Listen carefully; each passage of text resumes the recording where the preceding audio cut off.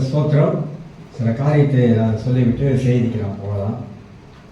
சரிங்களா? கர்த்தர் எல்லாரையும் ஆசீர்வதிப்பார்கள். காலம் கடைசி, அதனால தான் இந்த பிரச்சனைலாம் வருது, எழுப்பி வருது. இன்னைக்கு அதே செய்தி தான். ஆனால் செய்தியை ஆயத்தப்படுத்துறதெல்லாம் கடவுளுடைய வார்த்தையை கொண்டு தான் நான் ஆயத்தப்படுத்துகிறேன். அது ஒரு ஏவுதலை தான் இதெல்லாம் நான் ஆயத்தப்படுத்துகிறேன். உட்காந்து பலமாக யோசிப்பேன். ஒரு புஸ்தகத்தை ஒன்று எழுதிக்கிட்டு வரேன். மனம் ஒரு குரங்கு. அது மனம் ஒரு குரங்கு அப்படின்னு ஒரு தலைப்பில் ஒரு புஸ்தகத்தை எழுதிக்கிட்டு வரேன். அது இந்த வருஷத்தில் 6 மாதத்துக்குள்ளே எழுதி முடிச்சிடலாம் அப்படின்னு சொல்லிட்டு அதுக்காக ஜெபம் பண்ணிக்கொள்ளுங்க. இன்றைக்கு வாக்கியவான் சங்கீதம் 1 சங்கீதம் 2 வசனத்திலே நான் வாசித்த அந்த வசனமாகப்பட்டது. நான் சொன்ன கிரேக்க வார்த்தையில 5 சொல் அர்த்தம் இருக்கு அப்படின்னு. அதுல முதல் சொல் அர்த்தம் ஆசீர்வதிக்கப்பட்டவன் என்று சொல்லி அந்த ஆசீர்வாதங்களை குறித்து நான் பேசி வந்தேன். ஏன் நம்முடைய வாழ்க்கையில ஆசீர்வாதங்கள் இல்லை என்பதை குறித்து சில காரியங்களை சொல்லி வந்தேன். அதை சொல்லிட்டு அப்படியே நிப்பாட்டிட்டேன். அதை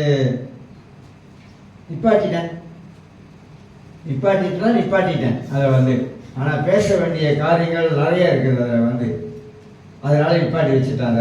ஒரு பகுதியை மட்டும் எடுத்து 8ஆம் வசனத்தை நான் வாசிக்கிறேன். மீண்டுமாக, கர்த்தருடைய வேதத்தில் பிரியமாக இருந்த இரவு பகலும் அவருடைய வேதத்தில் தியானமாக இருக்கிற மனுஷன் பாக்கியவான். இதில் நிறைய செய்தி இருக்கு.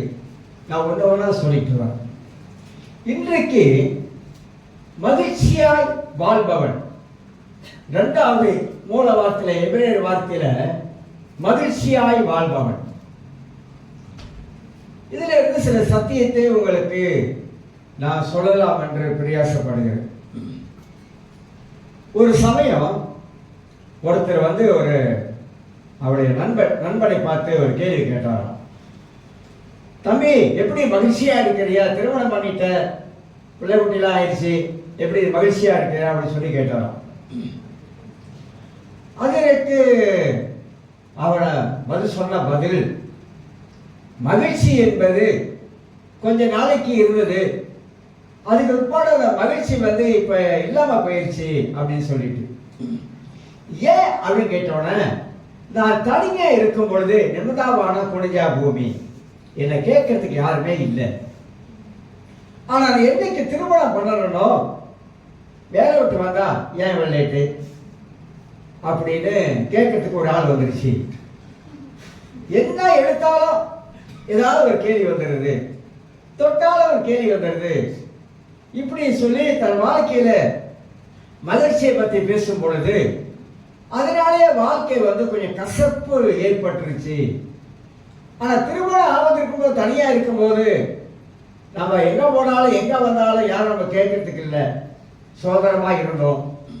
ஆனா திருமணம் பண்ண பிற்பாடு நமக்கு சோதரம் வரி போயிடுச்சு, கேட்கறதுக்கு ஒரு ஆள் இருக்கிற, சோதரம் வரி போயிருச்சு. அதனால மகிழ்ச்சி அந்த அளவுக்கு இல்லை அப்படி நிறைய இருக்கு. அதெல்லாம் சொல்ல விரும்பல. மகிழ்ச்சி என்பது அந்த அளவுக்கு என் வாழ்க்கையில இல்லை அப்படின்னு சொல்லி சொன்னாராம். ஆனா வேதம் நம்முடைய வாழ்க்கையில நாம் மகிழ்ச்சியா வாழ வேண்டும் என்று வேதம் நமக்கு போதிக்கிறது. பிலிப்பியர் 4ஆம் அதிகாரத்தில், பிலிப்பியர் 4ஆம் அதிகாரம் 4ஆம் வசனத்தை உங்களுக்கு நான் வாசித்து காட்டுகிறேன். பிலிப்பியர் 4ஆம் அதிகாரம் 4ஆம் வசனம், கர்த்தருக்குள் எப்பொழுதும் சந்தோஷமாயிருங்கள். அப்புறம் கர்த்தருக்குள் எப்பொழுதும் சந்தோஷமாயிருங்கள் என்று மறுபடியும் சொல்கிறேன். பவுல் எங்க இருக்கிறார்னா, பவுல் சிறைச்சாலையில இருக்கிறார். சிறைச்சாலையில் இருக்கிற ஒரு மனுஷனுக்கு சந்தோஷம் இருக்குமா? மகிழ்ச்சி இருக்குமா? துக்கமா தான் இருக்கும். பவுல் சிறைச்சாலைக்கு போனது சுவிசேஷத்தினாலே, தேவனுடைய நற்செய்தியை பிரசங்கித்ததினாலே அவர் பலமுறை ஜெயிலுக்கு போயிருக்கிறார். அப்ப ஜெயிலில் இருக்கிற பவுல் இந்த பிலிப்பியர் மக்களுக்கு கடிதம் எழுதும் பொழுது, கர்த்தருக்குள் எப்பொழுதுமே சந்தோஷமாயிருங்கள். அப்படின்னு சொல்லிட்டு. அப்ப பவுல் சிறைச்சாலையில் இருந்தாலும் அவருக்குள்ள மெய்யான சந்தோஷத்தை அவர் இழக்காதவராகவே இருந்தார். இயேசுவுக்காக பல பாடுகளை பட்டாரு, இயேசுவுக்காக பல துன்பங்களை பட்டாரு, இயேசுவுக்காக அவமானப்பட்டாரு, இயேசுவுக்காக நிந்திக்கப்பட்டாரு, இயேசுவுக்காக அடிக்கப்பட்டாரு. பெரிய மனுஷன், படிச்ச மனுஷன், அறிவாளி உள்ள ஒரு மனுஷன், நியாயப்பிரமாணத்தை கரைச்சி குடிச்ச மனுஷன், நிறைய சொத்துக்கள் இருந்த ஒரு மனுஷன். ஆனா இயேசுவுக்காக எல்லாத்தையும் விட்டார். இயேசுவுக்காக எல்லாத்தையும் விட்டுட்டு ஆண்டவரை பின்பற்றி வந்த மனிதனுக்கு எவ்வளவு துன்பங்கள், பாடுகள், கஷ்டங்கள், தொல்லைகள். நம்ம கொஞ்சம் அப்படி திரும்பி பார்ப்போமே. பவுல் மாதிரி நம்ம இல்லை, பவுல் மாதிரி அழிவாங்கல, பவுல் மாதிரி துணிகரமா சுவிசேஷம் சொல்லக்கூடிய ஆளு நம்ம இல்லை, பவுல் மாதிரி சபைகளை ஸ்தாபித்த ஒரு ஆளு கிடையாது, பேதர் கூட அப்படி இல்லை. ஆனா பவுல் அந்த அளவுக்கு தேவன் மேல வைத்த அன்பு, அந்த அன்பை வெளிப்படுத்தினார். அதாவது சொல்லும்போது கிறிஸ்து எனக்கு ஜீவன், சாவு எனக்கு ஆதாயம் சொல்றார். இன்னொரு வார்த்தையை சொல்றாரு, கிறிஸ்துவின் அன்பை விட்டு என்னை பிரிப்பவன் யார் அப்படின்னு பேசுறான். அப்ப எந்த அளவுக்கு பவுல் ரொம்ப டீப்பா இயேசுக்குள்ள வாழ்ந்திருப்பார். சாதர் சுந்தர் சிங் என்ற ஒரு மனிதன், உங்களுக்கு எல்லாரும் தெரியும். நான் அடிக்கடி சொல்ல, மிஷனரி வாழ்க்கையெல்லாம் படிக்கணுங்க, படிக்கணும். மிஷனரி வாழ்க்கை புஸ்தகங்கள்லாம் நான் படிக்கணும். இப்போ ஒரு ஸ்ரீலங்காவிலிருந்து பேசும் புஸ்தகம் அப்படின்னு ஒரு ஹேப் வந்து என்ன ஹேப் பண்ணியிருக்கு. பேசும் புஸ்தகம். உங்களுக்கு என்ன புஸ்தகம் வேணும்? ஆங்கிலத்தில் என்ன புஸ்தகம் வேணும்? தமிழில் என்ன புஸ்தகம் வேணும்? நீங்கள் கேட்கறதெல்லாம் அனுப்பிவிடுவாங்க. பிடிஎஃப் போட்டு எடுத்துக்க வேண்டாம், பிடிஎஃப் அனுப்பிவிடுவாங்க, பிரிண்ட் பண்ணி எடுத்துக்கிறோம். அருமையான புக்கு எல்லாம், எக்ஸலன்ட். ஆங்கில புக்கெல்லாம் என்ன புக்கு வேணும் உங்களுக்கு? என்ன யாரோட புக்கு வேணும்? எந்த எழுத்தாளர் புக்கு வேணும்? அந்த மாதிரி அனுப்பி விடுறாங்க. ஸோ ரொம்ப அட்வான்ஸ் ஆகிடுச்சு, ரொம்ப பிரயோஜனமாக இருந்துச்சு. ஊழியக்காரன் வளர்ந்து வர்றதுக்கு இன்னும் சான்சஸ், ரொம்ப சான்சஸ் இருக்குது அதில். ஸோ அந்த மாதிரி புக்கில் வந்து பார்த்தீங்கன்னா மிஷனரி வாழ்க்கை வரலாறு புஸ்தகம் அனுப்புகிறாங்க. ஸ்வேஜனுடைய புக்கு வாழ்க்கை வரலாறு ரொம்ப நிறைய புக்கு அனுப்புகிறாங்க. படிக்க படிக்க அவ்வளோ ஆர்வமாக இருக்குது. படிக்க படிக்க வாழ்க்கை, மிஷினரி வாழ்க்கையெல்லாம் படிக்கும்போது தான் ஜான் கல்வின் என்றவர் கேள்விப்பட்டிருக்க மாட்டீங்க. ஜான் கல்வின் வந்து கத்தோலிக்க மாற்றத்தில் உள்ளவர். சீர்திருத்தங்களை கொண்டு வந்தார், பயங்கரமாக சீர்திருத்தங்களை கொண்டு வந்தார். அவருடைய போதனைகள் அற்புதமான போதனைகள், இன்ன வரைக்கும் அவரை பற்றி பேசுவாங்க. ஏன்னாக்கா அந்த அளவுக்கு கத்தோலிக்க மார்க்கத்தில் இருந்தவர். அவர் எப்படி, அவருக்கு எதிர்ப்புகள்லாம் வந்தது அந்த காலத்தில். உண்மையிலேயே சொல்கிறாங்க, அந்த காலத்தில் இயேசுக்காக அவ்வளவு பாடுபட்டுருக்காங்க, அவ்வளோ கஷ்டப்பட்டுருக்காங்க. கொஞ்சம் நஞ்ச கஷ்டம் இல்லை, ஆனால் அந்த கஷ்டத்தை மத்தியில் இயேசுக்காக நின்னாங்க பாருங்க. அதுதான் இயேசுக்காக நின்றுருக்காங்க. நான் இதெல்லாம் ஒரு காலத்தில் வந்து நிறைய படிச்சிருக்கேன், நிறைய அந்த புஸ்தகங்கள்லாம் படிச்சிருக்கிறேன். அதில் சாதர் சுந்தர் சிங்கை பற்றி நிறைய நான் சொல்லியிருக்கேன். ஏன் இதனால் சொல்கிறேன் அப்படின்னா, இவங்கெல்லாம் இயேசுக்காக தங்கள் வாழ்க்கையை எவ்வளவு தியாகம் பண்ணியிருக்காங்க தெரியல, எவ்வளவோ தியாகம் பண்ணியிருக்காங்க. கொஞ்ச நஞ்சமான தியாகம் இல்லை, குடும்பத்தை தியாகம் பண்ணியிருக்காங்க, பிள்ளைகளை தியாகம் பண்ணியிருக்காங்க, மனைவியை தியாகம் பண்ணியிருக்கிறாங்க. ஆண்டவருக்காக வாழ்க்கையை அர்ப்பணித்தவங்க, ஆண்டவருக்காக வாழ்க்கையை ஒப்பு கொடுத்தவங்க. ஸோ அவங்களோட வாழ்க்கை சரிதையெல்லாம் படிக்கும் பொழுது நம்ம எங்கேயோ ஒரு தூசி கூட நம்ம வந்து சேர்க்க முடியாது. அந்த அளவுக்கு அவரோட வாழ்க்கையில கஷ்டங்களையும் நஷ்டங்களையும் இயேசுவுக்காக நின்றவங்களையும் இந்த மிஷனரி வாழ்க்கையை நான் படிக்கும் பொழுது நம்மளை உணர வைக்குது. கிறிஸ்தவ வாழ்க்கையை குறித்து உணர வைக்குது, கிறிஸ்தவ வாழ்க்கையை சிந்திக்க வைக்குது, கிறிஸ்தவ வாழ்க்கையை நமக்கு யோசிக்க வைக்குது. அதுல ஒருத்தர் தான் சாதர் சுந்தர் சிங். அவரை கிறிஸ்தவங்களை பிடிக்காது, இயேசுவை பிடிக்காது, கிறிஸ்தவங்களையும் பிடிக்காது. பைபிளை எடுத்து கொளுத்தனவர், எரிச்சவர். தன் நண்பன் ஜெபம் பண்றான். சாதர் சுந்தர் சிங்கோட அம்மா இறந்துட்டாங்க. நண்பன் ஜெபம் பண்றான், ஆண்டவரே என்னுடைய நண்பன் சாதர் சுந்தர் சிங்கோட அம்மா இறந்துட்டாங்க, அவனுக்கு ஆறுதல் தாங்க, அவனுக்கு சமாதானத்தை தாங்க சொல்லி கொண்டு இருக்கிற அந்த வார்த்தையை சாதர் சுந்தர் சிங் காது கொடுத்து கேட்டார். அன்னைக்கு அவருடைய வாழ்க்கையில ஒரு மாற்றம் வந்தது. எனக்காக என் நண்பன் ஜெபிக்கிறானே அப்படின்னு சொல்லிட்டு அவர் இயேசுவை ஏற்றுக்கொண்டாரு. அவர் இயேசுவை ஏற்றுக்கொண்ட பொழுது அவர் கொஞ்சம் நெஞ்சமான துன்பத்தை அனுபவிக்கல. படிச்சு பாருங்க, அப்பதான் தெரியும். கொஞ்சம் நெஞ்சமான துன்பத்தை அனுபவிக்கல, பயங்கரமான துன்பத்தை அனுபவித்தார், பயங்கரமான கஷ்டங்களை அனுபவித்தார். ஆனா அநேகர் சொல்றாங்க அவருடைய வாழ்க்கை இயேசுவுக்கு அந்த அளவுக்கு க்ளோஸ் ஆரம்பிச்சான். இயேசுடைய அன்பு எப்படி இருந்ததோ அதே போலதான் சாதர் ஸ்வீட் சுந்தரசங்கருடைய அன்பு அந்த அளவுக்கு காணப்பட்டது. இப்படிதான் வாழ்ந்திருக்காங்க, வாழ்ந்த மனிதர்கள். ஆனா வாழ்க்கையில மகிழ்ச்சி கிறிஸ்து அவங்களுக்குள்ள இருந்ததுனால இந்த துன்பங்கள் அவங்களை மேற்கொள்ள முடியல. அப்ப நம்முடைய வாழ்க்கையில மகிழ்ச்சியாய் வாழ்வது, பவுல் அதான் சொல்றார், கர்த்தருக்குள் எப்போதும் சந்தோஷமா இருங்கள். இருக்க முடியுதா? ஜெயில இருந்து எழுதுறாரு ஒரு மனுஷன். அவரு ஜெயில இருக்கும் போது அவருடைய நிலைமை எப்படி இருந்திருக்கும்? ஆனா அவர் சொல்றாரு, கர்த்தருக்குள் எப்பொழுதும் சந்தோஷமா இருக்க. நம்மளால இருக்க முடியுமா? ஆண்டவருக்குள்ள சந்தோஷமா இருக்க முடியுதா? ஏன் ஆண்டவருக்குள்ளாக நம்மால சந்தோஷமா இருக்க முடியாததுக்கு என்ன காரணம்? எதனால நம்ம மகிழ்ச்சியா வாழ முடியல? ஒரு 10 நாளைக்கு நம்ம சந்தோஷமா இருக்கோம், அதுக்கு அனுப்பி 11 நாள் வந்துருச்சுன்னா அந்த சந்தோஷம் வாழ்க்கையில குறைய ஆரம்பிக்குது. ஒரு 4 நாளைக்கு மகிழ்ச்சியா இருக்கிறோம், அதுக்கு அனுப்பி நம்ம வாழ்க்கையில அந்த மகிழ்ச்சி வாழ்க்கையில குறைகிறது. சில வேளை சில சோதனைகள், சில பிரச்சனைகள் வாழ்க்கையில் வரும்போது மகிழ்ச்சி நம்மளை விட்டு போயிடுது. சில நெருக்கங்கள் வரும்போது நம்மளை விட்டு சந்தோஷம் போயிடுது. சில சூழ்நிலைகள் நமக்கு எதிராக வரும் பொழுது நமக்குள்ள இருக்கிற அந்த உண்மையான சந்தோஷம் நம்மளால அனுபவிக்க முடியாம போயிடுது. இதெல்லாம் மனித வாழ்க்கையிலே நாம் இயற்கையாக பார்க்கிற ஒரு காரியம். அதான் நெகேமியா புஸ்தகத்தெல்லாம் வாசிக்கும் போது கர்த்தருக்குள் மகிழ்ச்சியா இருப்பதே என்னுடைய பலன். இதெல்லாம் என்ன மாதிரி வார்த்தை தெரியுங்களா? நெகேமியா காலத்துல நெகேமியா அப்படி எழுதுறாருன்னா நெகேமியா என்ன விதமான போராட்டத்துல போனார் தெரியுங்களா?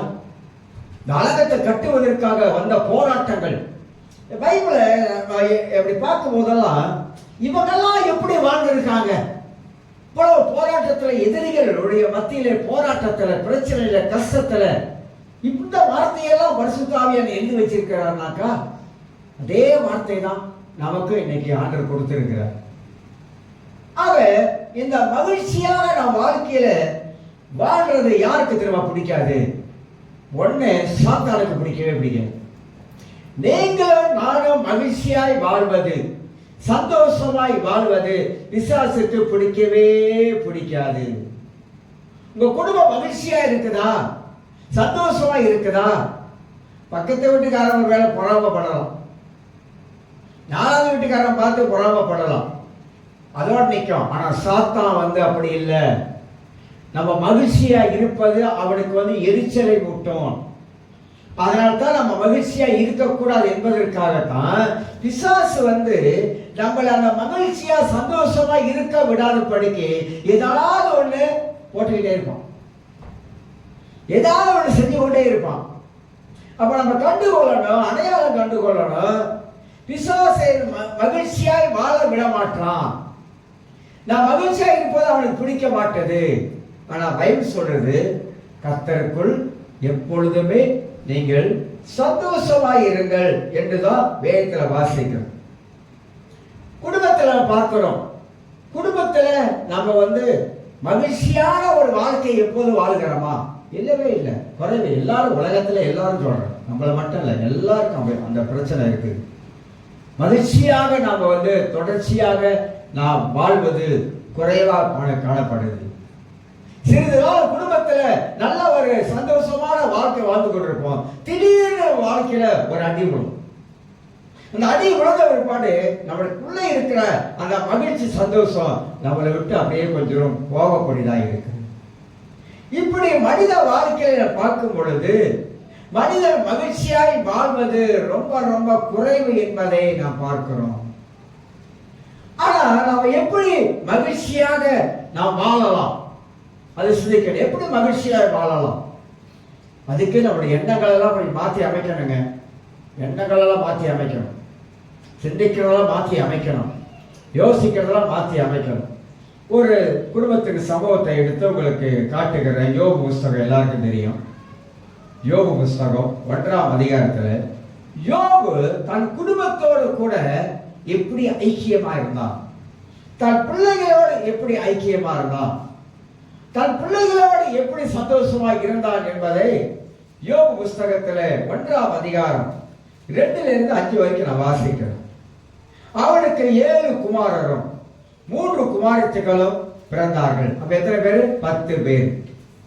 அவனுக்கு 7000 ஆடுகளும் 3000 ஒட்டகங்களும் 500 ஏர்மாடுகளும் 500 கழுதைகளும் ஆகிய மிருகங்கள் இருந்தது. மன்றி திரளான பணிவிடைக்காரரும் இருந்தார்கள். அதனால் அந்த மனுஷன் கிழக்கத்திய புத்திரர் எல்லாரிலும் பெரியவனாக இருந்தான். பெரிய பணக்காரன், பெரிய ஆள். இந்த பெரிய பணக்காரன் அவன் செய்கிற காரியத்தை கொஞ்சம் யோசித்து பாருங்க. அவன் குடும்பத்து மேல எவ்வளவு அக்கறை உள்ளவனாக, அந்த குடும்பத்தின் பிள்ளைகள் மேல எவ்வளவு கரிசனை உள்ளவனாக. இதெல்லாம் நம்ம படிக்கும் போது நம்ம கற்றுக்கொள்ள வேண்டிய காரியங்கள், நம்ம கற்றுக்கொள்ள வேண்டியது. நம்ம பைபிளை படிக்கிறோம், படிச்சுட்டோம், ஆனா படிச்சு பார்க்கிறோம். சிலர் நம்ம படிக்கிறது இல்லை, பரவாயில்ல, ஆனா படிச்சு பார்க்கிறோம். ஆனா அதை குறித்து நம்ம கற்பனை பண்றதில்ல, தியானம் பண்றதில்ல, யோசிக்கிறதில்ல, சிந்திக்கிறதில்ல. ஆனா யோபை குறித்து கொஞ்சம் நீங்க பாத்தீங்கன்னாக்கா, அங்க வாசிக்கிறோம் 4ஆம் வசனத்தை, அவன் குமாரர் அவனவன் தன் தன் நாளிலே தன் தன் வீட்டிலே விருந்து செய்து தங்கள் 3 சகோதரிகளையும் தங்களோட போஜனம் பண்ணும்படி அழைப்பார்கள். ஒரு ஐக்கியம், இந்த பிள்ளைகளோட ஒரு ஐக்கியம், இதை ஏற்படுத்துகிறான். விருந்து செய்த அவருடைய நாள் முறை விடுகிற போது யோபு ஒருவேளை என் குமாரர் பாவம் செய்து தேவனை தங்கள் இருதயத்திலே தூசிப்பார்கள் என்று சொல்லி அவர்களை அழைப்பித்து அனுப்பி பரிசுத்தப்படுத்தி அதிகாலமே எழுந்து அவர்கள் எல்லோருடைய இலக்கத்தின்படியையும் சர்வாக தகன படிகளை செலுத்துவார். இந்த பிரகாரமாக யோபு நாட்களில் எல்லாம் செய்து வந்தான். யோபு பணக்காரனாக இருந்தாலும், சிறப்பாக இருந்தாலும், செல்வாக்கு உள்ளவனாய் காணப்பட்டாலும், பல அந்தஸ்து அவனுக்கு காணப்பட்டாலும், ஆனால் அவன் குடும்பத்துக்குள்ள மகிழ்ச்சியா இருக்கிறத விரும்பணும். அந்த குடும்பத்து பிள்ளைகளோடு கூட அவன் அந்த பிள்ளைகளோடு கூட தன் மகிழ்ச்சியை பகிர்ந்து கொள்வதை அங்க பார்க்கிறோம். விருது வைக்கிறான், ஒரு ஐக்கியத்தை ஏற்படுத்துறான். தகப்பன் பிள்ளையோடு கூட நல்ல உறவுகளை பார்க்கிறோம். தகப்பன் பிள்ளையோடு கூட இருக்கிற மகிழ்ச்சியை நாம் பார்க்கிறோம். இந்த பூமியில என்னங்க நீங்க பார்க்க போறீங்க, என்ன நினைக்க போறீங்க? நமக்கு பிள்ளைகள் இருக்காங்க. அந்த பிள்ளைகளோடு கூட பெற்றோர்கள் நல்ல ஒரு உறவையும் ஐக்கியத்தையும் நாம் ஏற்படுத்தும் பொழுதுதான் அந்த பிள்ளைகள் நம்மளை பார்க்க ஆரம்பிக்கிறாங்க. எங்கே சந்தோஷம் இருக்குதுன்னு கேட்டீங்கன்னா, குடும்பத்துல தான் சந்தோஷத்தை நாம் ஏற்படுத்துகிறோம். யாரோட ஏற்படுத்துகிறோம்? பிள்ளைகளோடு ஏற்படுத்துகிறோம். பெரும்பாலான பெற்றோர்கள் நான் சொல்றேன் பாருங்க, பெரும்பாலான பெற்றோர்கள் அம்மா பிள்ளைகிட்ட நல்ல கலகலப்புன்னு பேசுவாங்க, சந்தோஷமா பேசுவாங்க. அப்பா அப்படி இருக்காது. அப்பா பார்த்துருக்கீங்களா? சிலர் அப்பா பிள்ளைகளோடு கூட நல்லா பேசி தமாஷா பேசி இருக்கிற அப்பாமா இருக்காங்க. ஆனா பெரும்பாலுமாக அப்பாமார்கள் அப்படி இருக்க மாட்டாங்க. பெரும்பாலுமாக அப்பாமார்கள் பிள்ளையோடு கூட, அது பெண் பிள்ளையா இருக்கலாம், ஆண் பிள்ளையா இருக்கலாம், 10 அடி தூரமாக நிற்பாங்க. பிள்ளையோட கூட நெருங்கி பேச மாட்டாங்க. இதை நம்ம செய்யறது தப்புன்னு சொல்ல வர. மகிழ்ச்சியை எப்படி உண்டாக்குறது? நம்ம பிள்ளைகளோடு கூட சேர்ந்து தான் மகிழ்ச்சியை உண்டாக்கி சந்தோஷத்தை உண்டாக்கணும். சில பிள்ளைங்கிட்ட கலகலப்பாக கூட பேச மாட்டாங்க, கொஞ்சம் தமாஷா கூட பேச மாட்டாங்க. அது பெண் பிள்ளையா இருக்கும். பெண் பிள்ளையா இருந்தால் இன்னும் சீரியஸ் ஆகிடுவாங்க. ஆண் பிள்ளையா இருந்தால் வேற மாதிரி இருக்கும். இதெல்லாம் நம்ம தவிர்க்கணுங்க. இதெல்லாம் வாழ்க்கையில் இருக்கக்கூடாது.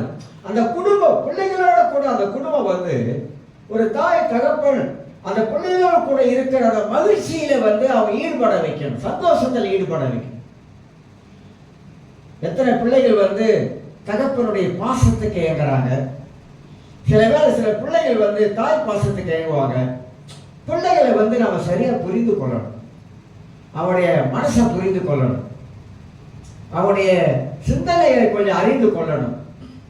எவ்வளோ அட்டாச்சாக இருக்கிறோம் பிள்ளைகளோடு, நம்ம எவ்வளோ அட்டாச்சாக இருக்கிறோம், இல்லை எவ்வளோ தூரமாக இருக்கிறோம், இதெல்லாம் கொஞ்சம் நம்ம சிந்தித்து பார்க்கணுங்க. அன்றைக்கு யோபு வாழ்ந்த காலத்தில் அந்த பிள்ளைகளோடு கூட என்ன செஞ்சிருக்கான்?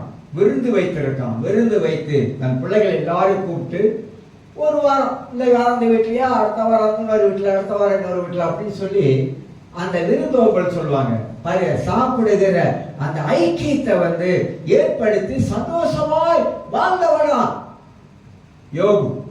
அது போல நம்முடைய வாழ்க்கையை நாம் சந்தோஷமாய் வாழ்வதற்கு நம்ம தான் அதுக்கு பிரயாசப்பட வேண்டும். சந்தோஷம் தன்னா வந்துடுமா? இல்லை கடையில் போய் 4 கட்டி சந்தோஷம் கொடுங்க, 4 கட்டி சமாதானம் கொடுங்க அப்படின்னு கேட்க முடியுமா? இல்லை, அதை நம்ம தான் உருவாக்குகிறோம். நம்ம உருவாக்கி கொள்ள வேண்டும். மகிழ்ச்சியும் சந்தோஷத்தையும் நம்ம உருவாக்கி கொள்வது அது நலமாக காணப்படும். எங்கேயோ பட்டிமன்றத்தில் கேட்ட மாதிரி இருக்குங்களா? பட்டிமன்றம் நான் பேச வரல, வசனத்திலிருந்து பேச வரேன். பட்டிமன்றம் பேசுவான், சந்தோஷமாய் இருப்பது எப்படி, மகிழ்ச்சியாகி இருப்பது எப்படி, அப்படி அவன் கெட்டியார்த்தனமா பேசலாம். நமக்கு அதெல்லாம் வராது. நமக்கு பைபிள் தான், வசனத்தில் இருந்தால் நமக்கு வரும். ஆக இருக்கிற வரைக்கும் உலகத்துல ஒரு இந்த உலகத்துல ஒரு மனிதர்கள் நீங்களும் நாங்களும் அப்படியே கடந்து போறோம். எல்லாரும் கடந்து போய்கிட்டே இருக்கிறோம். எல்லாருக்கும் ஒரு வயசு தாண்டி போய்கிட்டே இருக்குது. ஆனா நான் வாழ்க்கையில வயதானால கூட சந்தோஷம் தான் வரும். வயது போக போக போக இவன் காப்பாற்றுவானா, அவன் காப்பாற்றுவானா, இந்த பெண் பிள்ளை காப்பாற்றுவான், அந்த ஆண் பிள்ளை காப்பாற்றுவான், இந்த கவலையெல்லாம் சேர்ந்து வந்துருக்கு. வயதான காலத்தில் யார் நம்மளை வச்சு பார்ப்பா, அதையும் யோசிக்க ஆரம்பிக்கிறார். ஏன்னா இன்னைக்கு உலகம் அப்படி ஆயிடுச்சு. இந்த மாதிரி தள்ளப்பட்டுருச்சு உலகம். தாய் தகப்பனை கூட கவனிக்காத உலகமா இன்னைக்கு மாறிக்கிட்டு போகுது. அப்படிலாம் வயதான போக போக போக சந்தோஷமா இருக்க வேண்டியவங்க. நீங்க நியூசிலாண்டுல போய் பார்த்தீங்கன்னா, நியூசிலாண்டுல வயசானவங்களுக்குன்னு ஒரு தனி இடம் இருக்குது பாருங்க. அந்த அரசாங்கம் இந்த முதிர்ந்தவர்களை சீனியர் சிட்டிசனை எவ்வளவு அக்கறை செலுத்துறாங்க பாருங்க. அவங்களுக்கு ஒரு தனி டாக்டர் இருக்காங்க. அவங்களுக்கு வியாதி வந்தா எது வந்தா நர்ஸ் இருக்காங்க. அவங்களுக்கு எல்லாத்துக்கும் வீடு இருக்குது. அப்படி கொடுத்து அவங்கள பராமரிக்கிறாங்க, பாதுகாக்கிறாங்க. ஏன்? அவங்க வயசான காலத்துல நல்லா இருக்கணும் என்பதற்காக எல்லா சலுகையும் செஞ்சு கொடுக்குறாங்க. அப்ப இதெல்லாம் நம்ம கிறிஸ்தவ வாழ்க்கையில போய் யோசித்து பார்த்தா, யோபு போல நம்ம குடும்பத்தோட கலகலப்பா மகிழ்ச்சியா சந்தோஷமா இருக்கணும் தான் கர்த்தர் விரும்புறாரு. அப்ப இந்த சங்கீதம் 2வது சங்கீதத்துல, சங்கீதம் 1:2 2வது சொல்லப்படுகிற மூல வார்த்தையில மகிழ்ச்சியாய் வாழ்பவன், கர்த்தருக்குள்ளாக மகிழ்ச்சியாய் வாழ்பவனை பத்தி அது பேசுகிறது. அதனால்தான் சாத்தான் நம்மளை மகிழ்ச்சியா வாழ்வதற்கு விடவே மாட்டான். கவலையை கொண்டு வரான், துக்கத்தை கொண்டு வரான், பிரச்சனையை கொண்டு வரான். இதுலயே மனித வாழ்க்கை அப்படியே அமர்ந்து போகுது. மேல வரலாம் நினைக்கிறோம், கொஞ்சம் சிரிச்சு சந்தோஷமா இருக்கலாம் நினைக்கிறோம். ஆனா பிசாசு அதுக்கு தகுந்த மாதிரி கரெக்டா அடிக்கும். நம்ம வாழ்க்கையில் நமக்கு இருக்கிற சந்தோஷமா அப்படி விஷயம் போயிடும். இப்படி மனித வாழ்க்கை பல விதங்களிலே போராடுகிற வாழ்க்கையாக போயிடுச்சு. போராடி கொண்டு இருக்கிற வாழ்க்கையா போயிடுச்சு. பல விதங்களில் மனித வாழ்க்கை கவலைப்படுகிற வாழ்க்கையாக பிசாசு மாற்றி வச்சிடறோம். நீங்க யோவான் 14:27 வாசித்து காட்டுகிறார். யோவான் 14:27 ஆண்டவர் ஒரு வசனத்தை, ஒரு வார்த்தையை சொல்லிவிட்டு போறார். சமாதானத்தை உங்களுக்கு வைத்து போகிறேன், என்னுடைய சமாதானத்தையே உங்களுக்கு கொடுக்கிறேன் அப்படின்னார். உலகம் கொடுக்கிற பிரகாரம் நான் உங்களுக்கு கொடுக்கவில்லை, உங்கள் இருதயம் கலங்காமலும் பயப்படாமலும் இருப்பதாக. ஏன் அப்படி சொல்றாங்கன்னா, 14ஆம் அதிகாரத்தை வாசிக்கும் பொழுது சீசர்களுக்கு நிறைய வார்த்தைகளை சொல்லிக்கிட்டே வர்றார். 13ஆம் அதிகாரத்துல சொல்லிக்கிட்டே வர்றார். அவர் பரலோகத்துக்கு போகக்கூடிய வேலை வந்தது. அது வழியெல்லாம் காட்டுறாரு. சொல்லிட்டு சொல்றாரு, என் சமாதானத்தை உங்களுக்கு நான் வைத்து போகிறேன் அப்படின்னு. அப்ப ரட்சிக்கப்பட்ட நம்முடைய வாழ்க்கையில இந்த பூமியில வாழும் பொழுது சமாதானம் இருந்தாதான் மகிழ்ச்சி வாழ்க்கையில இருக்கும். அப்ப சமாதானம் ஏன் நம்ம வாழ்க்கையில இழக்கிறது? எதனால சமாதானத்தை இழந்தவனாக நாம் வாழ ஆரம்பிக்கிறோம் இந்த உலகத்துல? அப்ப தேவன் நமக்கு சந்தோஷத்தை மகிழ்ச்சியும் இந்த உலகத்தில் கொடுத்து நம்மளை வாழ வைக்கிறார். அதை நம்ம கட்டி காக்கணும். அதை இழக்கக்கூடாது. சமாதானத்தை இழக்கக்கூடாது. மகிழ்ச்சி இழக்கக்கூடாது. சமாதானத்தை பத்தி பைபிள்ல நிறைய இடங்கள்ல பைபிள்ல எழுதப்பட்டிருக்கு. யாவரோடு சமாதானமாயிருங்கள், யாவரோடு சண்டை போடுங்கள், யாவரோடு ரொம்ப இழுங்கள் அப்படிலாம் பைபிள் சொல்லி யாவரோடு சமாதானமாக இருங்கள். யாவரோட சமாதானமா இருக்கிறதுக்கு என்ன காரணம் தெரியுங்களா? ஒரு காரணம் சொல்றேன். நம்ம பாட்டுக்கு விட்டு கொடுத்து போயிட்டா எல்லாமே சமாதானமாயிடும். அதுதான் காரணம். தான் சமாதானமா இருக்கணுமா? விட்டு கொடுத்துட்டு போயிடும். எங்க வீட்டுக்கு ஏத்தாபடி தமிழக வீடு. நான் உண்மையா சொல்றேன், நீங்களா இருந்தீங்கன்னா சண்டை தான், பயங்கர சண்டை. சொல்றேன், ஒரு வார்த்தைக்கு சொல்றேன், நீங்களா இருந்தீங்கன்னா அப்படின்னா வேற மாதிரி நினைச்சிடாருங்க. அந்த மாதிரி ராத்திரி 11 மணிக்கு நாய் குலைக்கும், நாங்கள் தூக்க முடியாது. 2 மணிக்கு குலைக்கும், தூக்க முடியாது. குலைக்குங்க, எப்படி குலைக்கும்? நான் ஸ்டாப்பாக குலைக்கும். நான் ஒரு நாள் கேட்டேன், சார் இந்த நாய் இப்படி நான் ஸ்டாப்பாக குலைக்குது, இதெல்லாம் தூக்க முடியல சார் அப்படின்னு அழகாக பேசணும். என்ன சொல்லியிருப்பாங்க? அது பூனையை பார்த்து குலைக்குது, அது வீட்டை பார்த்து குலைக்குதுன்னு எனக்கு தெரியும். நானா பார்க்குறேன், வீட்டை பார்த்து குலைக்குது. அப்போ நமக்கு என்ன செய்யறதுன்னு தெரியல. தூக்கத்தை கெடுக்குது, தூக்க முடியல. ஏன்னா அந்த எதிரொலி வந்து கரெக்டா அந்த ரூம்ல கேட்கும் பயங்கரமா. ஆனா நான் நினைச்சுக்குவேன், இந்த பக்கத்து வீட்டுக்காரன் மலைக்காரன் இருக்கான், அந்த தெளிவே மலைக்காரன் இருக்கு, ஒருத்த வாயை திறந்து பேச மாட்டாங்க. ஆச்சரியமா இருக்கு, ஆச்சரியமா இருக்குது. நான் நினச்சிக்கிட்டேன், அவனே கேட்க மாட்டான், அப்போ நம்ம கேட்கலாமா? ஆனால் நல்ல மாதிரி சொன்னேன், நல்ல மாதிரி கேட்டேன். நமக்கு அந்த அளவுக்கு கோபம் வரும். ஏன்னாக்கா நம்ம தூக்கத்தை அந்த அளவுக்கு, நீங்கள் வேலை விட்டு வரீங்க, இப்போ நேரம் படுக்கலான்னு படுக்கிறீங்க வச்சுக்கோங்க, ராத்திரில 12 மணிக்கு ஸ்டார்ட் பண்ணுறது வச்சுக்க இன்ஜின், உங்களுக்கு எப்படிங்க இருக்கும்? ஆனால் பொறுமையாக தான் இருக்கும், அமைதியாக தான் இருக்கும். ஏன்னா சண்டை போடக்கூடாது, சமாதானம் போயிடும், நமக்கும் சமாதானம் போயிடும், இருக்கிற மகிழ்ச்சியும் போயிடும். அதனால ஜெபம் மட்டும் பண்ண வேண்டியது, அவ்வளோதான். கர்த்தர் எதை செய்யறானோ எதை செய்யட்டும். அப்போ நம்மளுடைய வாழ்க்கையில நாம் வந்து சில காரியத்தில் நம்ம பிடிவாதமாக இருக்கவே முடியாது. பரவாயில்ல அப்படின்னு போயிடும். அந்த மாதிரி நம்ம வாழ்க்கையில போனாதான் நம்ம சமாதானத்தை நம்ம பாதுகாக்க முடியும். இல்லைன்னா நம்ம சமாதானத்தை இழந்துடும். நம்ம சமாதானத்தை இழந்துட்டா மகிழ்ச்சி போயிருங்க. மகிழ்ச்சி போயிடுச்சுன்னா நமக்குள்ளாக சோகம் வந்துடும், ரொம்ப சோகமா இருக்கும், ரொம்ப கவலையா இருக்கும். இதெல்லாம் தவிர்த்துருங்க, வேணாம், வேணாங்க. கொஞ்ச நாளைக்கு சந்தோஷமா வாழ்ந்துட்டு போயிடுவோம், மகிழ்ச்சியா வாழ்ந்துட்டு போயிடுவோம். ஏன் கண்டதையும் நம்ம யோசிக்கணும்? யோசனை வருதான், வராமல் சொல்ல வரல. சில யோசனைகள் வரும், அதை டைவர்ட் பண்ணி விட்டுட்டு ஏன் நம்ம மகிழ்ச்சி கெடுக்கிறதுக்கு, சந்தோஷம் கெடுக்கிறதுக்கு, சமாதானமா வாழ்வதற்கு இந்த யோசனையெல்லாம் நமக்கு தேவையில்லை அப்படின்னு எல்லாத்தையும் விட்டுட்டு நல்லா சாப்பிடுங்க. ஆட்டு இறைச்சி 4 கிலோ வாங்கிட்டு வந்து பிரட்டி சாப்பிடுங்க. என்னென்ன சாப்பிட நினைக்கிறீங்களோ சந்தோஷமா சாப்பிடுங்க. சந்தோஷமா சாப்பிட்டு சந்தோஷமா வாழுங்க, சந்தோஷமா இருங்கன்னு ஆண்டவர் சொல்றார். எப்போதும் மகிழ்ச்சியாவே இருங்க. யார் என்ன சொன்னாலும் சரி, இந்த மண்டபங்களை ஏத்தாதீங்க. சில வார்த்தைகள் நம்மளை சோர்வை உண்டாக்கும், சில வார்த்தைகள் நம்மளை கீழே தள்ளும், சில வார்த்தைகள் நமக்கு வேதனை உண்டாக்கும், சில வார்த்தைகள் நம்மளை ரொம்ப யோசிக்க வைக்கும், சில வார்த்தைகள் நம்மளை வந்து பலவிதமான காரியத்தில் சிந்திக்க வைக்கணும். எல்லாத்தையும் ஒதுக்கணும். எல்லாத்தையும் ஒதுக்கிட்டு ஆண்டவர் எனக்கு கொடுத்திருக்க என்னுடைய சமாதானத்தை உங்களுக்கு நான் வைத்து விட்டு, தேவ சமாதானம் எனக்குள்ளா இருக்கிறது, அதை நாம முழுமையாக யோசிக்க வேண்டும். மத்திய 5ஆம் அதிகாரத்தில் வாசிக்கிற பாருங்க. 5ஆம் அதிகாரம் 9ஆம் வசனத்தை நான் உங்களுக்கு வாசித்து காட்டுகிறேன். மத்திய 5ஆம் அதிகாரம் 9ஆம் வசனத்தில் வாசிக்கும் பொழுது அதில் ஒரு வசனத்தை ஆண்டவராக இயேசு சொல்லுவார். 9 வாசிக்கிறது.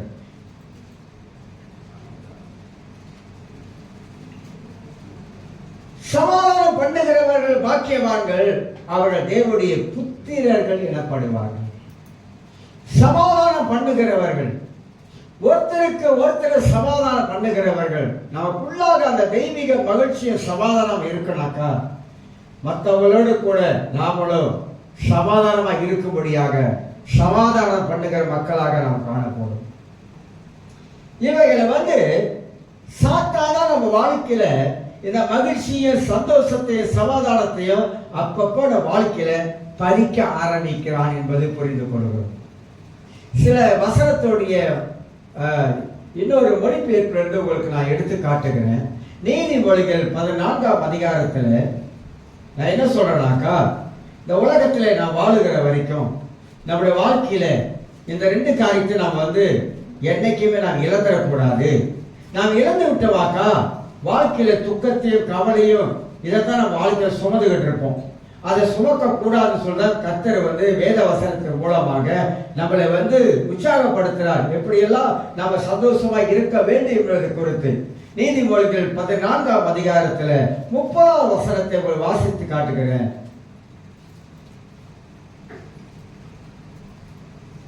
நீதிமொழிகள் 14:30. சொஸ்தமான உடலுக்கு ஜீவன், பொறாமையோ எலும்புருக்கி. இது சமஸ்கிருத வார்த்தையில இருக்கிறதுனால அப்படி சொல்லப்படுது.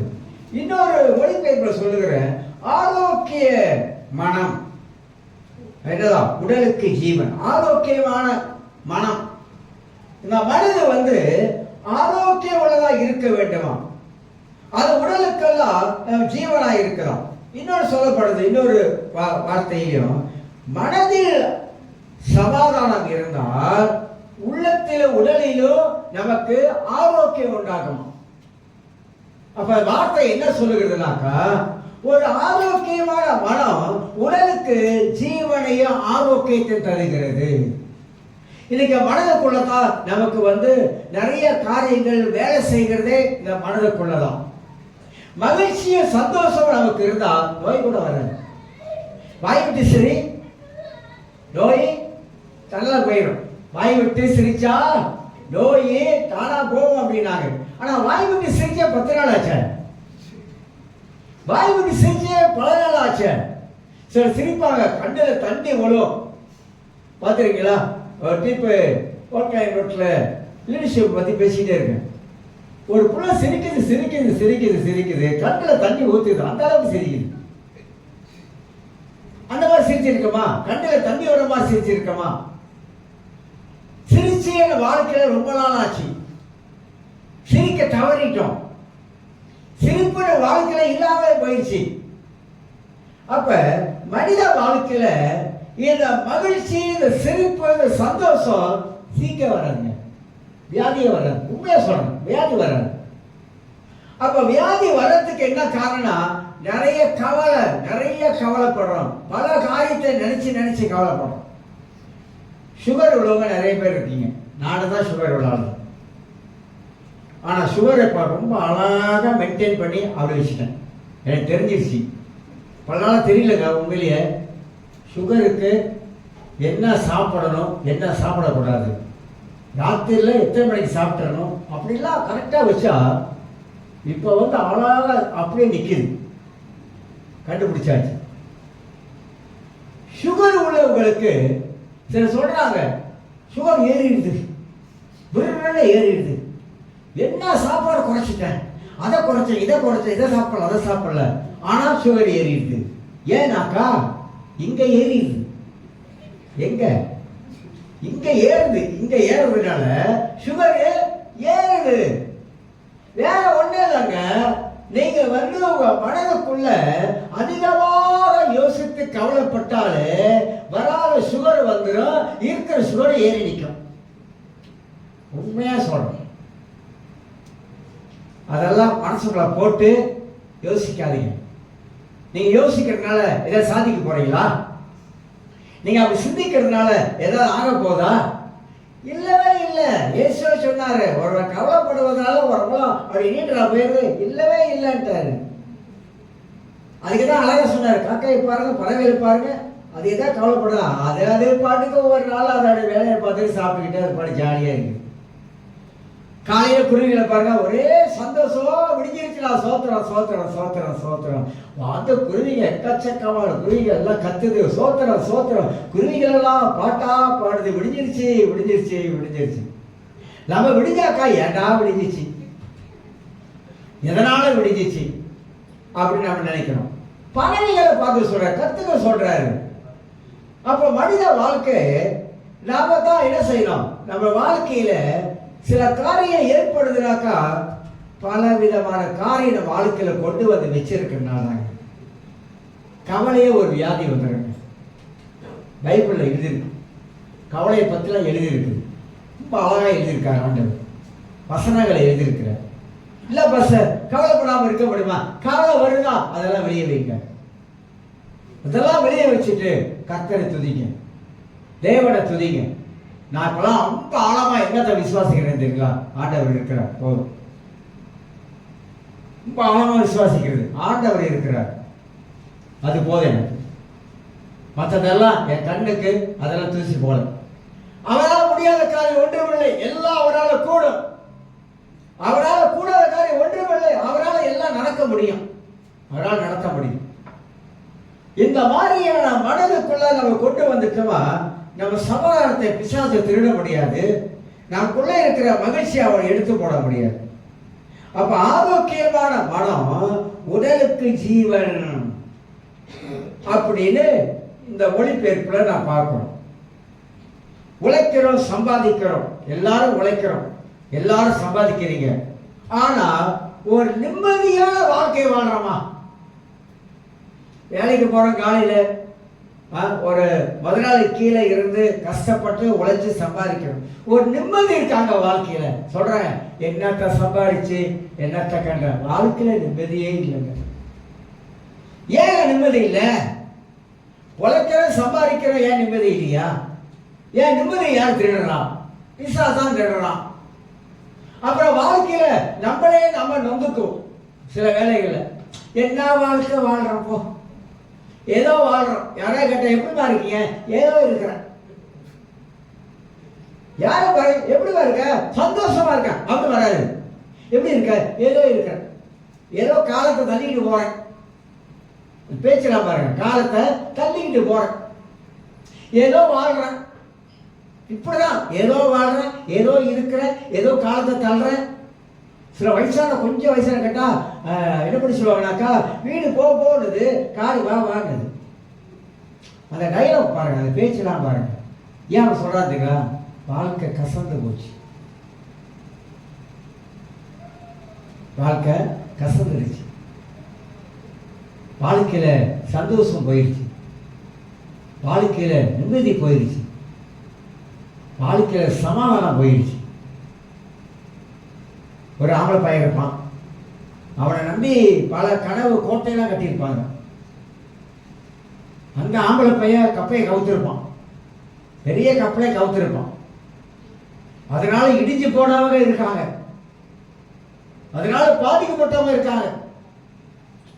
பல காரியம் இருக்குங்க இந்த உலகத்துல, பல காரியத்தை நம்ம பார்க்கறாங்க, கண்ணால பார்க்கிறோம், பல சம்பவங்களை பார்க்கிறோம். ஆனா ஆண்டவர் நமக்கு வேதத்துல எழுதி வச்சிருக்கிற காரியம், உலகத்துல நிறைய உபத்திரங்கள் வரும், ஆனா திடன் கொள். ஏசுனா திடன் கொள், உலகத்தை ஜெயித்தேன். என் ஊழியத்தில் கற்றுக்கொண்டது ஒன்றே ஒன்றுதான், வேற ஒன்றுமே இல்லை. இவ்வளவு போராட்டங்கள், பிரச்சனைகள், சோதனைகள், பாடுகள், கஷ்டங்கள் வந்தாலும் என்னோட ஜெபத்தை மட்டும் என் வாழ்க்கை நான் விட்டதே இல்லைங்க. அதுதான் என்னை வாழ வைக்குது. அந்த ஜெபம் தான் என் வாழ்க்கையில நிற்க வைக்குது. அதுதான் என் வாழ்க்கையில தேவனுக்குள்ளாக என்னை வாழ முடியாக, தேவனுக்குள்ளாக சந்தோஷமா இருக்க முடியாக ஏன்னா அதுதான் நிற்க வைக்குது. வேற ஒன்றும் இல்லை, வேற ஒன்றுமே கிடையாது. பைபிள் வாசிக்கிறது ஒரு பக்கம், ஆனால் ஜெபம், அந்த ஜெபம் தான் கர்த்தர் ஜெபத்தை கேட்டு அற்புதமாக தேவன் நடத்துகிறார் என்பதை அறிந்து கொள்கிறோம். ஆக உழைக்கிறோம், சம்பாதிக்கிறோம், ஆனால் ஒரு நிம்மதியே வாழ்க்கையில இல்லாமல் போயிடுச்சு. இப்ப ஒரு கேள்வி மனசுல வைக்கிறேன். நீதிமொழிகள் 12ஆம் அதிகாரத்தை போய் திருப்புங்க. நீதிமொழிகள் 12ஆம் அதிகாரம். நீதிமொழிகள் 12ஆம் அதிகாரத்துல 25ஆம் வசனத்தை வாசிச்சுட்டு ஒரு கேள்வி மனசுல வைக்கிறேன். மனுஷனுடைய இதயத்தில் உள்ள கவலை அதை ஒடுக்கும், நல்ல வார்த்தையோ அதை மகிழ்ச்சியாகும். மனுஷன் இதயத்தில் உள்ள கவலை கொஞ்சம் கொஞ்சமா அவளை ஒடுக்கிக்கிட்டே வரும். சிலர் கேட்பாங்க, பாத்தீங்களா, இன்னும் நல்லதா இருந்தா இவ்வளவு இறைச்சிட்ட, வர வர ஆள் வெளிஞ்சிக்கிட்டு வர்ற, ஏன் சாப்பிடுறது இல்லையா அப்படி கேட்பாங்க. நல்லதா சாப்பிட்றாங்க, வேற ஒரு நல்லா சாப்பிட்றாங்க, ஆனா அவங்களுக்குள்ள இருக்கிற கவலை என்னதான் சாப்பிட்டாலும் ஒட்டாது. சிலர் சொல்றாங்க தெரியுங்களா, போனை பார்த்துக்கிட்டே சாப்பிடாதீங்க. பார்த்துருக்கீங்களா? ஏன் சொன்னாங்க தெரியுமா? ஏன் சொன்னாங்கன்னு உங்களுக்கு தெரியுமா? அது ஏன் சொன்னாங்க? நீங்க போனை பக்கத்துல வச்சுக்கிட்டு, பெரும்பாலும் இந்த உலகத்துல அப்படிதான் நடக்குது, போனை பக்கத்துல தட்டி விட்டுக்கிட்டு சாப்பிட்டு அதை பார்த்துக்கிட்டே சாப்பிடுவாங்க. இது ரொம்ப ரொம்ப ஒரு தவறான காரியம். எப்படின்னு கேட்குறீங்களா? ஆகாரத்தை சாப்பிடும்போது அந்த ஆகாரத்துக்கு ஒரு மதிப்பை கொடுக்கணும், மரியாதை கொடுக்கணும். ஒண்ணு. ரெண்டாவது, நீங்க சாப்பிடுகிற ஆகாரத்து மேல உங்க மனசு இருக்கணும், உங்க மனசு அதுல இருக்கணும். அதை நீங்க சாப்பிடும்போது ருசித்து சாப்பிடணும். நீங்க போனை பார்த்தா எப்படிங்க அந்த சாப்பாடு ருசி தெரியும் உங்களுக்கு? ருசித்து சாப்பிடணும், அதை அனுபவிச்சு சாப்பிடணும். அதுக்கு தான் போனை பார்க்கக்கூடாதுங்க. நம்ம பிள்ளைங்க எல்லாம் சாப்பிடும் போதெல்லாம் கொடுத்துருவோம், அப்பதான் சாப்பிடுவாங்க. இல்லை, பெரியவங்க அப்படிதான் சில வேலை செய்யறாங்க. அப்ப ஆகாரத்தை நாம் சாப்பிடும் பொழுது ஏன் இந்த போனை பார்க்க கூடாதுனாக்கா, அது நம்மளுடைய சரீரத்தில் ஒட்டாதுன்றாங்க. அந்த ஆகாரம் ஒட்டாது. சிலர் ஆகாரம் சாப்பிடும் போது லபக்க லபக்க லபக்க லபக்க ஒரு சோத்தை வச்சிருந்தா லபக்க லபக்க சாப்பிட்டு ஒரு 5 நிமிஷம் சாப்பிட வச்சிருவாங்க. பார்த்துருக்கீங்களா? அப்படி சாப்பிடக்கூடாது, சாப்பிடக்கூடாது. அப்போ செரிமானம் ஆகலைன்னா எல்லாத்தையும் அப்படியே போட்டுருவாங்கன்னா நல்லா நேக மென்னு சாப்பிடணும். கொஞ்சம் டைம் எடுக்கும், பிரச்சனை இல்லை. ஒரு 10 நிமிஷம் ஆகும், பிரச்சனை இல்லை. நல்லா பொறுமையா மெதுவா அந்த ஆகாரத்தை ருசித்து சந்தோஷமா சாப்பிடணுங்க. ஆகாரம் சாப்பிடுவது கூட சந்தோஷமா சாப்பிடணும். இந்த ஆகாரம் சாப்பிடுவது கூட பாத்தீங்கன்னா அப்பதான் ரொம்பவே வரும். அப்படி சொல்லுவாங்க, நிம்மதியா கூட சாப்பிட முடியல. ஏன் நிம்மதியா சாப்பிட முடியல? சாப்பிடும் போதுதான் பிரச்சனையே வருது. கறியா வச்ச உப்பு அள்ளி கொட்டிட்டேன், ஏதாவது வரும் பாருங்க. என்னது? சாப்பிடும் போதுதான் உப்பு அள்ளி கொட்டிட்டேன். சாப்பாட சமைச்சிருக்கிறேன், ரசத்தை வச்சிருக்கேன், மொட்டை ரசத்தை வச்சிருக்கிறேன். இதெல்லாம் இந்த சின்ன சின்ன காரியம் நம்ம வாழ்க்கையில அந்த மகிழ்ச்சி நம்ம வாழ்க்கையில இருக்கிறது. அப்ப கவலை என்பது பயங்கரமான ஒரு காரியம். கவலை என்பது சாதாரண நினைச்சிடாதீங்க. கவலை என்பது நம்ம சரீரத்தை உரிக்கிறோம். அதனால கவலையை தூக்கி பக்கத்துல வச்சுட்டு பெரியவரை தூக்கி உள்ளத்துல வச்சுக்கோங்க. அப்ப அந்த கவலையெல்லாம் உங்களை விட்டு நீங்கி போகக்கூடியதாக இருக்கும். இப்ப ஒரு கேள்வி கேட்கிறேன். ஒரு ஆளுக்கு போய் சுவிசேஷம் சொல்ல போறீங்க. நீங்களே 132 பிரச்சனையா இருக்கீங்க, நீங்களே கவலையா இருக்கீங்க, நீங்களே சந்தோஷம் இல்லாம இருக்கீங்க, நீங்களே மகிழ்ச்சி இல்லாம இருக்கீங்க. இப்ப அந்த ஆளுகிட்ட போய் சுவிசேஷத்தை என்னன்னு சொல்லுவீங்க? இயேசு ஏற்றுக்கொள்ளுங்க, கவலையெல்லாம் போயிடும். இயேசு ஏற்றுக்கொள்ளுங்க, சமாதானமா இருப்பீங்க. இயேசு ஏற்றுக்கொள்ளுங்க, பிரச்சனை எல்லாம் போயிடும். சொல்ற ஆளுக்கு 108 பிரச்சனை. ஆனா சொல்ற சுவிசேஷம் எப்படி இருக்கு? எப்படி இருக்கு? எதிர்மறையா இருக்குது. பிரச்சனை எல்லாருக்கும் இருக்கு, இல்லைன்னு சொல்ல வரல. ஆனா நாம் கவலையோடு இருந்து நிம்மதி இல்லாம இருந்து சந்தோஷம் இல்லாம இருந்து அவருக்கு சுவிசேஷம் சொன்னா அது வாழ்க்கையில கிரிக்கி செய்யுமா? அவன் சுவிசேஷத்தை நாம் எப்படி மற்றவர்களுக்கு சொல்வது? நம்மளே இப்படி இருந்தா மற்றவர்களுக்கு தேவ சுவிசேஷத்தை எப்படி நம்ம சொல்றது? டைம் ஓடிச்சு. அதனால மகிழ்ச்சியாக வாழ்வது எப்படி? எப்படி மகிழ்ச்சியாக வாழ்வது? ட்ரை பண்றேன் பாஸ்டர், ட்ரை பண்றேன். மகிழ்ச்சியாக வாழறதுக்கு ட்ரை பண்றேன். சமாதானமாக வாழ ட்ரை பண்றேன். முயற்சி எடுங்க, முயற்சி எடுங்க. நீங்கள் சந்தோஷமாக இருந்து பாருங்க. ஒரு ஷுவர் சொல்கிறேன்னு இறங்கும். நீங்கள் சந்தோஷமாக இருந்து பாருங்க, உங்கள் வாழ்க்கையில் இருக்க கவலையெல்லாம் ஒரு பக்கம் போயிடும். நீங்கள் சந்தோஷமாக இருந்து பாருங்க. அதுதான் சில பேர் மகிழ்ச்சியை தேடி ஓடுறாங்க. இங்கே வெளிநாட்டுக்கு போவாங்க, அங்கே போய் ஒரு 10 நாள் இருப்பாங்க. அந்த 10 நாள் இருந்துட்டு வீட்டுக்கு வந்தாங்க, வரும்போதே கூட சேர்த்துக்கிட்டு வந்துடுவாங்க எல்லாத்தையும். இப்போ மைண்டு ஃப்ரீயாக போகிறேன் அப்படின்னு போவாங்க. மைண்டு ஃப்ரீயாக போகிறவங்க அங்கே மட்டும் ஃப்ரீயாக்கிட்ட பார்த்துமா, அங்கேருந்து இங்கே வந்தால் எல்லாத்தையும் தூக்கி வச்சுக்குவாங்க. இதுதான் மனித வாழ்க்கை, இன்னைக்கு வாழுகிற வாழ்க்கையை. அதனால கிறிஸ்தவராக நாம் கர்த்தரை நன்றாக அறிந்திருக்கிறபடினால, ரட்சிக்கப்பட்டபடினால, அபிஷேகத்தை நாம் எல்லாரும் பெற்றிருக்கிறபடினால, இந்த உலகத்துல கொஞ்ச காலம் வாழ்க்கையை நாம் வாழ்வதனால அது சந்தோஷமான வாழ்க்கையா தான் இருக்கட்டுமே, கவலை இருக்குங்க.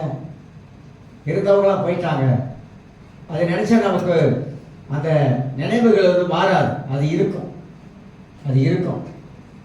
ஆனா அதுக்கு மத்தியில நம்ம வாழ்க்கையை முன்னோக்கி போவதற்கு உள்ள காரியத்தை யோசிக்கணும். அதை யோசிக்கணும். இல்லை அதையே நினைச்சிருந்தா வாழ்க்கை முன்னே போக முடியாது. அது ஒரு பக்கம் வச்சுட்டு வாழ்க்கையில் அடுத்த கட்டத்தில் நம்ம என்ன செய்யுது, அடுத்த கட்டத்தில் நம்ம என்ன செஞ்சால் சரியாக வரும் அப்படி யோசித்து வாழ்க்கையின் தரத்தை உயர்த்திக்கிட்டு ஆண்டவருக்காக மகிழ்ச்சியாக வாழ்வதற்கு பழகிக்கிட்டு, கடந்ததை நினச்ச முடிஞ்சதை நினச்சே நீங்கள் கவலைப்பட்டீங்கன்னா வாழ்க்கையில் முன்னுக்கு வர முடியாது, மகிழ்ச்சியாக இருக்க முடியாது, சந்தோஷமாக இருக்க முடியாது. அதெல்லாம் ஒரு பக்கம் அப்படியே வச்சுட்டு வாழ்க்கையில் இனி நான் எப்படி வாழணும், இனி நான் எப்படி சந்தோஷத்தை நான் எப்படி என் வாழ்க்கையில் நான் வைத்துக் கொள்ளணும், நான் எப்படி சமாதானமாய் வாழணும் அப்படிலாம் நீங்கள் கற்றுக்கிட்டீங்கன்னா, அறிஞ்சுக்கிட்டீங்கன்னா நிச்சயமாக நம்முடைய வாழ்க்கையில் ஆண்டவர் மகிழ்ச்சியாகவும் சந்தோஷமாகவும் வாழ்வதற்கு நமக்கு உதவி செய்வோம். வேதத்தில் திருவருத்துக்கு ஆயத்தப்படுவோம். அதுக்கு முன்பதாக அப்படி உட்காந்துருங்க. நான் சில பகுதியை வாசித்துட்டு நம்ம பந்திக்கு நாம் கடந்து போக போகிறோம். இந்த பகுதியை வாசித்துட்டு இதில் வேத 1 கொரிந்தியர் 11ஆம் அதிகாரத்தில் திருவிருது பந்தி மாதத்தில் முதல் வாரத்தில் நாம் ஏற்பாடு செய்து வைத்திருக்கோம். ஆனால் பவுல் இதை சொல்லும் போது ரொம்ப அழகாக சொல்லுவார். 1 கொரிந்தியர் 11ஆம் அதிகாரம் 21, நான் உங்களுக்கு ஒப்புவித்ததை கர்த்தரிடத்தில் பெற்றுக்கொண்டேன். என்னவெனில் கர்த்தராகிய இயேசு காட்டிக் கொடுக்கப்பட்ட அந்த ராத்திரியிலே அப்பத்தை எடுத்து சோத்திரம் பண்ணி அதை பிட்டு நீங்கள் வாங்கி புசியுங்கள், இது உங்களுக்காக பிற்கப்படுகிற என்னுடைய சரீரமாய் இருக்கிறது, என்னை நினைவு கூறும்படி இதை செய்யுங்கள் என்றார். போஜனம் பண்ணின பின்பு அவர் அந்தபடியே பாத்திரத்தை எடுத்து இந்த பாத்திரம் இரத்தத்தினாலாகிய புதிய உடன்படிக்கையாய் இருக்கிறது, நீங்கள் இதை பானம் பண்ணும் போதெல்லாம் என்னை நினைவு கூறும்படி இது செய்யுங்கள் என்றார். அப்புறம் சொல்றார் கீழே, ஆகையால் நீங்கள் இந்த அப்பத்தை புசித்து இந்த பாத்திரத்தில் பானம் பண்ணும் போதெல்லாம் கர்த்தர் வருமளவும் அவருடைய மரணத்தை தெரிவிக்கிறீங்க. திருமண பந்தியன்னா தேவனுடைய மரணத்தை நம்ம தெரிவிக்கணும் சொல்லிட்டு இப்படி இருக்க அழகா சொல்றாரு, எவர் அபாத்திரமாக கர்த்தருடைய அப்பத்தை புசித்து அவருடைய பாத்திரத்தில் பானம் பண்ணுகிறானோ அவன் கர்த்தருடைய சரீரத்தையும் இரத்தத்தையும் குறித்து குற்றம் உள்ளவனாக இருப்பான்.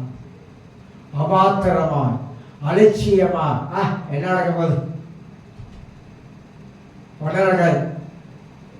நம்ம வாழ்க்கையில தவறுகளோட பந்தியில பங்கெடுக்கிற அபாத்திரம். அதைத்தான் இங்க சொல்றார். எந்த மனுஷனை தன்னைத்தானே சோதித்து இந்த அப்பத்தை புசித்து இந்த பாத்திரத்தில் பானம் பண்ண கடவுள் என்ன சொல்றாருனாக்கா, தன்னைத்தானே சோதித்து அறிந்து இந்த திருவிருந்து பந்தியிலே நீங்கள் பங்கெடுக்க வேண்டும். அப்படிதான் வேதம் போதிக்கிறது. எண்ணத்தினால் ஒழிய அபாத்திரமாய் போஜனம் பண்ணுகிறவன் கர்த்தருடைய சரீரம் இன்னதென்று நிதானித்து அறியாததனால் தனக்கு ஆக்கினை தீர்ப்பு வரும்படி போஜனம் பண்ணுகிறான். ஏன்னா அந்த காலத்துல கொருந்து மக்கள் பணக்காரன் தான், ஏழை இருந்தான். அப்ப பந்தி விசாரிப்பு, பந்தி முடிஞ்ச பிற்பாடு சாப்பாடு இருக்கும். ஏழைகளுக்கு இருக்காது, பணக்காரன் சாப்பிடுவான். தண்ணி போட்டு வந்து எடுப்பான், நல்லா போட்டுட்டு பந்தியில வந்து பங்கெடுப்பான். இதெல்லாம் பவுல் வந்து விளக்குறார். என்ன விளக்குறான்னா, திருவிருந்து என்பது நாம் நினைக்கிற மாதிரி அல்ல. திருவிருந்து என்பது அது தேவனுடைய சரீரம். திருவிருந்து என்பது அது இயேசுடைய ரத்தமாய் இருக்கிறது. அவர் நமக்காக சிந்தப்பட்டதை நினைவு கூறுகிறோம். அவர் வருகிற வரைக்கும் சபை நினைவு கூறுகிறது. அங்க பந்திக்கு வருகிறவர் அபாத்திரமா வரக்கூடாது, அலட்சியமா வரக்கூடாது. பந்தி கனவுள்ளது, அது மதிக்கத்தக்கது, அதை நினைவு கூறும்படி வைத்திருக்கிறாரு. அவர் பாடுகளை, அவர் மரணத்தை நமக்கு நினைவு கூறும்படி ஏற்படுத்தி வைக்கப்பட்டதுதான் திருவிருந்து பந்தி. அப்ப இந்த பந்திக்கு வரவங்க எப்படி வரணும்? தன்னைத்தானே சுத்திகரிக்கணும். அதான் அந்த காலத்துல இந்தியாவெல்லாம் இன்னைக்கு திருவிருந்து பார்த்தீங்கன்னா சனிக்கிழமை சுத்திகரிப்பு ஆராதனை வச்சிருப்பாங்க. அந்த சுத்திகரிப்பு ஆராதனைல பந்திக்கு ஆயத்தமா வருவதற்கு சுத்திகரிச்சு கொள்வாங்க. வீட்டிலே சுத்திகரிப்பாங்க, சபையிலே சுத்திகரிச்சு கொள்வாங்க சனிக்கிழமை. இப்போ ஞாயிற்றுக்கிழமை எல்லாரும் ஆயத்தமா இருப்பாங்க. அப்புறம் அது மட்டும் செய்ய மாட்டாங்க. இந்தியாவில் பெரும்பாலுமாக பந்தினா கையை காலை கழுவாங்க. அதெல்லாம் பழசு, அதெல்லாம் இப்போ இல்லை. ஆனால் சில சபைகளை வந்து செய்கிறாங்க. அப்போ நாம் எல்லாரும் காலை வெள்ளை எழுதிட்டு